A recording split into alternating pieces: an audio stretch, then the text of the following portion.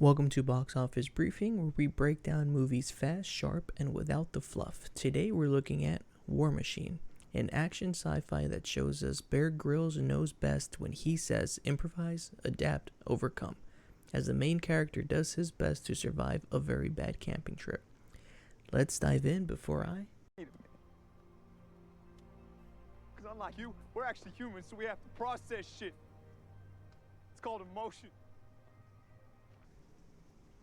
Now, the premise of this movie starts with two brothers. Deployed in the Middle East, they show their respect and love for each other, with the younger brother sharing the shared dream of both of them joining the Rangers together. The older brother, who is our main character, is slightly hesitant, giving a couple of reasons on why their dream should stay a dream. The mission goes wrong, things go boom, and that is where the rest of the movie continues, with the older brother joining RASP, which stands for Ranger Assessment and Selection Program. This is where we meet the rest of the movie's characters. The characters in the movie are not very memorable. They all have numbers instead of names. They don't have character development. They only play their role, but they play it well. The scared guy was scared, the goofy guy was goofy, but they aren't annoying. When I say they play their role well, they really do. Their personalities mesh well together, allowing the main character, Alan Ritchson, or number 81 for this movie, to display all of his emotions. The main character starts off as a normal person, but after the loss of his brother, he becomes a man on a mission. That mission, to become an Army Ranger and cross that finish line. As the movie moves on, he once again changes his demeanor, and his different emotions appear. He starts off as a normal person, with all ranges of emotions, to a loner after he loses his brother, which lasts during the time of Ranger qualification training. As the training mission continues, things go awry, which forces him to adapt his emotions again for that new setting. He's robotic when he needs to be, a leader when leadership is needed, until finally he becomes a selfless character, willing to put himself in harm's way to save others. An important note is that he never thinks he's sacrificing himself.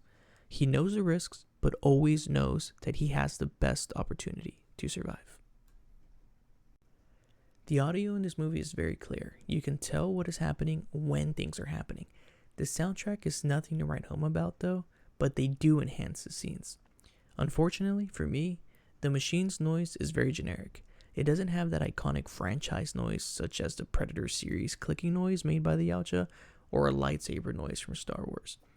Hopefully they can create a more iconic noise when the machine is attacking for the next movie, which is in early development as of this video.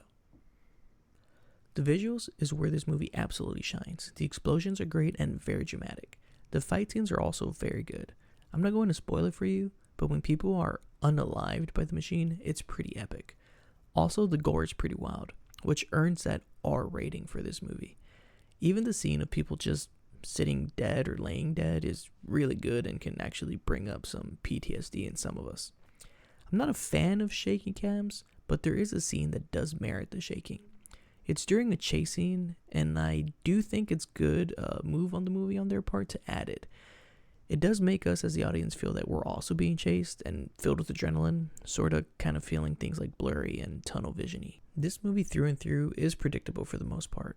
Although you can't tell exactly what is going to happen next, you can make a pretty good guess to where it's going. This does make the movie easy to follow without making you think too hard about what is going to happen or what is happening or if is something going to happen. Soldiers are in training, alien machine crashes down, big fights, etc. With that being said, I do highly recommend you watch this movie. It is very entertaining and I plan on watching this again. It's not as in-depth as the Tomorrow War with Chris Pratt or Edge of Tomorrow with Tom Cruise and Emily Blunt, but it does make for an extremely great army recruiting movie, and you won't regret watching this.